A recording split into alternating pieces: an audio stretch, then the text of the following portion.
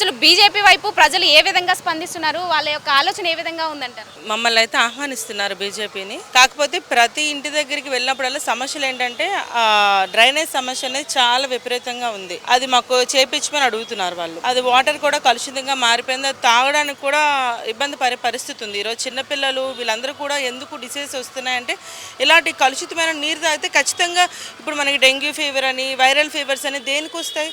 శుభ్రత లేకపోవడం వల్ల, మంచి వాటర్ తాగకపోవడం వల్ల మనకి ఇలాంటి ప్రాబ్లమ్స్ అన్ని పిల్లలకు వస్తున్నాయి, పెద్దవాళ్ళకు కూడా అదే విధంగా వస్తున్నాయి.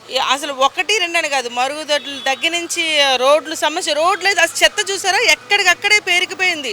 అసలు ఎప్పుడు వాళ్ళు జిహెచ్ఎంసీ వాళ్ళు వచ్చి ఎప్పుడు తీసుకెళ్తున్నారో కూడా ఎవరికీ తెలియదు. అసలు చాలా అధ్వానంగా ఉంది. పేరుకే జూబ్లీ హిల్స్, బస్తీకి వచ్చి చూస్తే ఎక్కడ చూసినా స్లమ్స్, ఆ రోడ్డు సరిగ్గా ఉండదు. ఆ బస్తీలో డ్రైనేజ్ వాటర్ ఏమో పోదు, డ్రైనేజ్ వాటర్ పొంగి కింద కారిపోతుంది. అసలు ఇంకా స్ట్రీట్ లైట్లు అయితే చెప్పనవసరం లేదు. ఆ వైర్లు మీటర్ ఇంత బండిల్స్ ఉంటాయి. ఇలా ఉంటే అసలు ఏం డెవలప్ చేశారు నాకు అర్థం కావట్లేదు. అసలు 10 ఏళ్ళు బీఆర్ఎస్ పార్టీ ఉందండి, 10 ఏళ్ళు వాళ్ళు ఏం చేశారు? 10 ఏళ్ళు నాకు అర్థం కాదు.